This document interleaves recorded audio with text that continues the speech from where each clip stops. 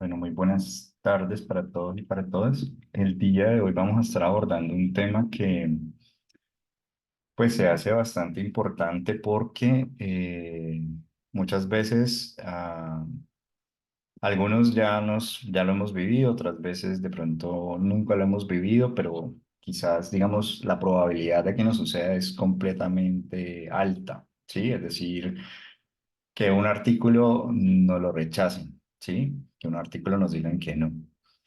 Entonces es muy probable, ¿cierto?, que eso suceda, pero es menos probable que nosotros como investigadores sepamos cómo manejar estos rechazos, ¿sí? De eso, digamos que vamos a abordar el día de hoy.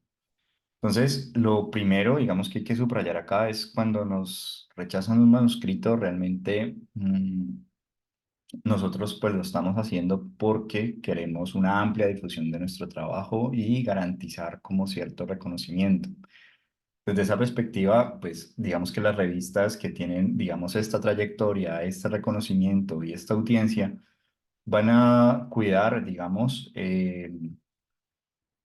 la calidad, digamos, de los manuscritos. Y esto nos lleva también un poco como a yo como investigador identificar, por ejemplo, cuáles son los procedimientos de laboratorio que utilicé, si yo o los procedimientos, digamos, estadísticos que usé o los análisis cualitativos que realicé, porque dependiendo de qué tan riguroso soy, asimismo también voy a tener cierta revista de interés para mí. De pronto, si yo ya vengo acostumbrando a mis lectores a que encuentren artículos con una alta rigurosidad metodológica, y todos los documentos que encuentro publicados ahí tienen esa condición de ser muy rigurosos metodológicamente. Si yo sé que de pronto me hacen falta algunos experimentos, me hace falta un poco más de rigor, un poco mayor nivel de análisis, pues de pronto podría buscar una revista más ajustada, digamos, a estas características de publicación.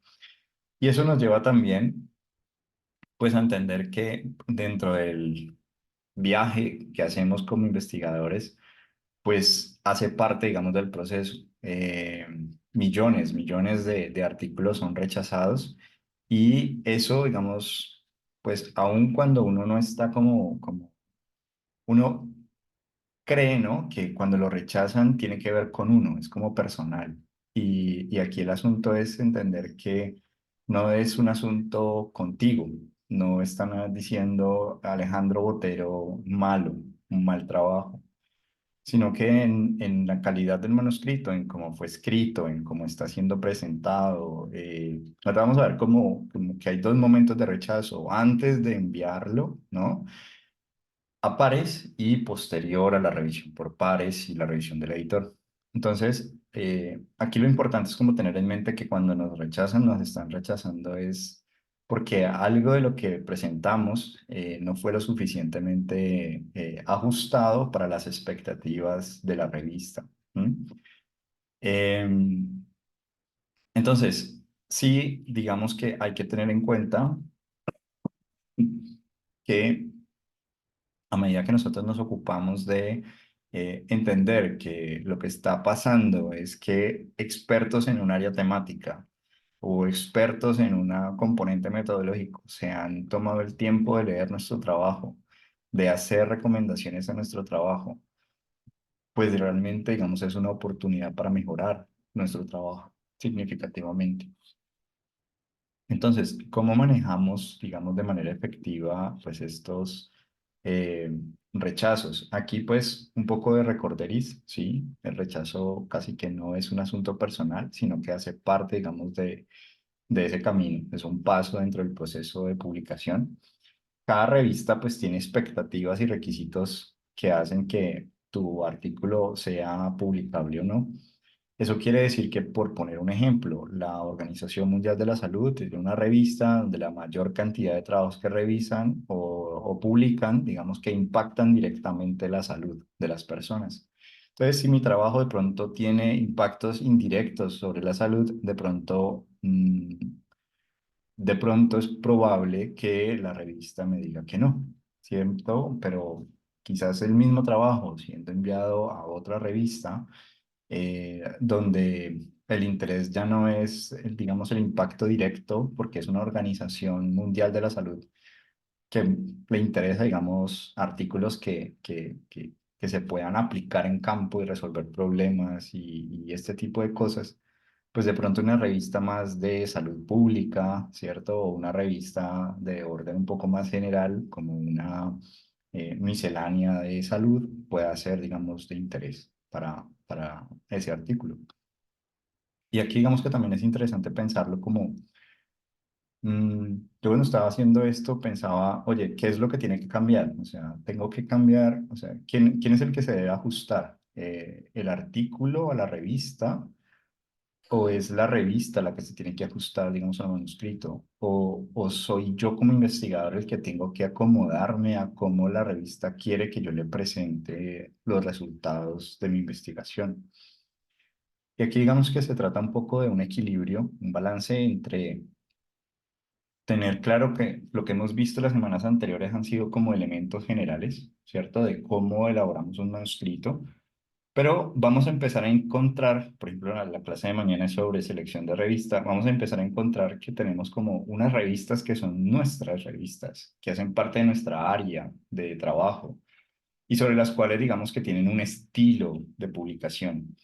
Y eso significa entonces que yo como investigador empiezo a formatearme, a ajustarme, a adaptarme a la manera en que la revista publica. Y esto digamos que es un poco como lo que hablábamos al principio del ADN de la revista. Digamos que yo ya configuro mi Word prácticamente para que todo lo que escriba va a ir directamente a la revista. Entonces a veces uno puede tener como rutas de publicación en las cuales sabemos que lo enviamos a esta y lo enviamos a por poner un ejemplo. Mañana lo miramos con más detalle, pero por poner un ejemplo. Envío el trabajo a una multidisciplinaria que no me exige formato del manuscrito, es decir, lo puedo entregar en cualquier formato, Vancouver, APA, lo que sea. Porque lo que le interesa a la revista es mirar el contenido.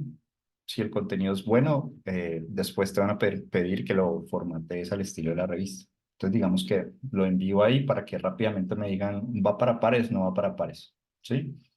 O aprovechar ese ejercicio para que me digan, en esta revista no va, ¿cierto? Y te sugerimos dentro de las revistas que tenemos, esta revista en particular. O sea, tu trabajo iría muy bien con esta revista en particular. Que eso también es algo de lo que vamos a hablar, pues, el día de hoy, que es la transferencia de artículos. Cuando te dicen que no, el mismo editor te dice, mira, en mi revista no, pero en esta revista podría ser muy interesante. Bueno, entonces siempre es como empezar a conocer muy bien las revistas en las cuales nosotros nos vamos a empezar a mover. ¿Qué pistas tenemos? Tips que nos gustan mucho. Lo que ustedes han citado dentro de sus manuscritos, con los cuales ustedes han discutido en la discusión, muy seguramente van a ser revistas de alto interés para ustedes y prácticamente les están diciendo a ustedes publiquen en esta revista o en este conjunto de revistas porque son revistas que les interesa aquello que usted está discutiendo, ¿m? Aquello que usted está publicando, porque no hay una discusión si no hay un argumento. ¿Y cuál es el argumento? Tu investigación. Tu investigación te da argumentos para decir algo. ¿M? Entonces, si tú argumentas y discutes con los artículos de una revista en particular, a esa revista en particular le interesa lo que tú estás argumentando. Esa es como la idea. Entonces, siempre digamos que los comentarios de los autores, de los editores, de los revisores, mm, pues prácticamente lo que van a hacer es darnos una mejor versión de cómo podemos mejorar nuestro trabajo. Incluso nos señalan qué es lo que nos ha quedado faltando, por precisar, por aclarar. Entonces, aprender de ellos para poder mejorar y lo que terminábamos diciendo ayer, entre más rápido seamos revisores, convertirnos en revisores de revistas, mucho mejor, porque así también vamos a aprender de buenos manuscritos y de malos manuscritos. Que ustedes inclusive dicen, no, es que, o sea, yo pensé que yo escribía mal, pero este artículo está muy difícil de entender. Bueno, entonces ahí te ayuda un poco como a cómo organizamos las ideas, por ejemplo. O que podamos ver en esos artículos, uy, qué interesante cómo presentan los resultados. Nunca se me hubiera ocurrido presentar mis resultados así. De hecho, estoy trabajando en un artículo y podría presentarlos de esta manera. Eso también, digamos que es interesante. A veces uno aprende a partir de lo que otros autores están utilizando. Mm, Y es muy interesante como revisar porque uno no se las sabe todas. A veces ellos citan, referencian un proceso metodológico que de pronto uno no conoce.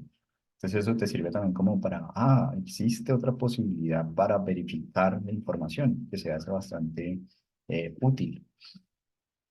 Entonces, lo más importante es entender las razones por las cuales nuestro manuscrito ha sido rechazado. O sea, casi que no, como decían un poco por ahí, perder es ganar un poco, pero se trata es de saber qué es lo que estamos perdiendo, qué es lo que hay que mejorar para poder tomar decisiones estratégicas. Entonces, digamos que existen dos momentos de rechazo: el momento que estaría previo, el momento en el que nosotros sometemos el artículo y automáticamente, digamos que nos llega una respuesta del asistente editorial o incluso de la misma plataforma que nos dice que, pues, que no cumplimos con los criterios de la revista y automáticamente es dado de baja el manuscrito.